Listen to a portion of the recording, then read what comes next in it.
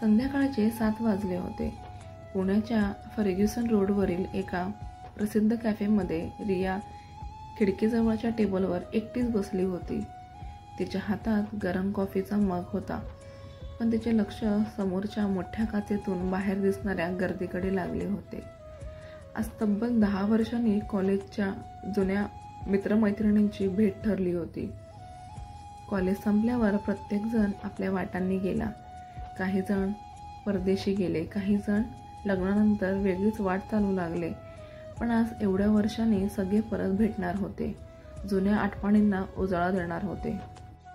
रिया आज एक यशस्वी आर्किटेक्ट होती. तिच्या मेहनतीमुळे तिने स्वतःची ओळख निर्माण केली होती. पण तिच्या मनाच्या एका कोपऱ्यात अजूनही एक आठवण जिवंत होती, अर्जुनची आठवण. अर्जुन तिचा जुना मित्र, तिचा जवळचा सोबती. कॉलेजमध्ये असताना त्यांच्यात एक वेगळंच नातं होतं. प्रेम होतं का? कदाचित, पण त्यांनी कधीही कबूल केलं नव्हतं. दोघेही आयुष्याच्या वेगळ्या वाटांवर गेले होते. रिया पाठीमागून एक ओळखीचा आवाज आला आणि तिने चमकून मागे पाहिले. समोर तिची कॉलेजमधली सर्वात चांगली मैत्रीण साक्षी उभी होती. दोघी एकमेकींना पाहून आनंदाने मिठी मारतात. हळूहळू सगळे मित्रमैत्रिणी जमू लागतात. सगळे जुन्या आठवणीत रंगून गेलेले असताना अचानक कॅफेच्या दरवाजाची घंटी वाजते आणि आत एक उंचपुरा व्यक्ती शिरतो. त्याने साधा पांढरा शर्ट आणि निळी जीन्स घातली होती. केस थोडेसे विस्कटलेले, पण डोळ्यात ती जुनी चमक होती. तो अर्जुन होता. रियाच्या हृदयाचा ठोका क्षणभर चुकला. तो काहीसा बदलला होता, पण त्याच्या डोळ्यात अजूनही तेच ओलसर भाव होते, जसे पूर्वी असायचे. तो तिला पाहून काही क्षण थांबला, मग मंद स्मित करत पुढे आला.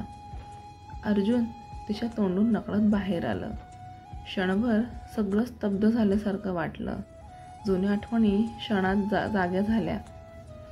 कधी एकत्र अभ्यास केलेले, कधी कॉलेजच्या कट्ट्यावर तासंतास गप्पा मारलेल्या, एकमेकांवर रागावलेले, हसलेले, खेळलेले आणि मग अचानक एक दिवस वेगवेगळ्या दिशांना निघून गेलेले.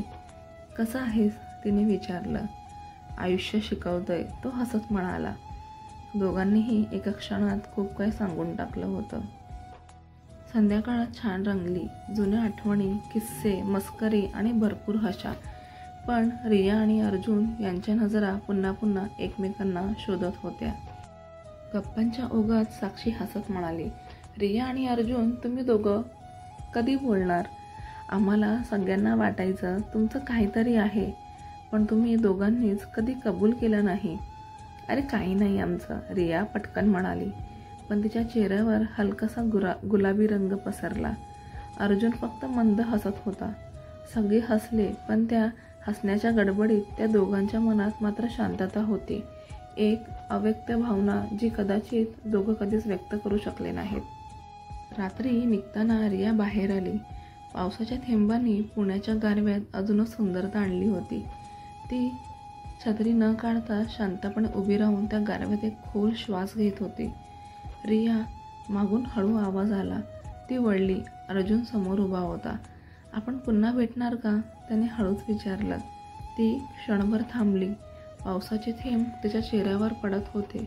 काही क्षणांसाठी ती फक्त त्याच्याकडे बघत राहिली, मग मंद हसली आणि म्हणाली, अनपेक्षित भेटींची मज्जाच वेगळी असते, नाही का?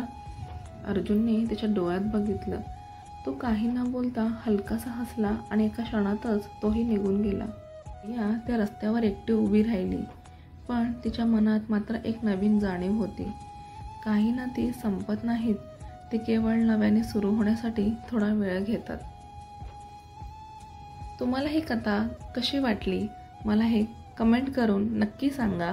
या कथेचा कुठला भाग तुमच्या मनाला स्पर्श झाला? आणि जर तुम्हाला ही कथा आवडली असेल तर नक्की आपल्या चॅनलला लाईक, शेअर आणि सबस्क्राईब करायला विसरू नका. धन्यवाद.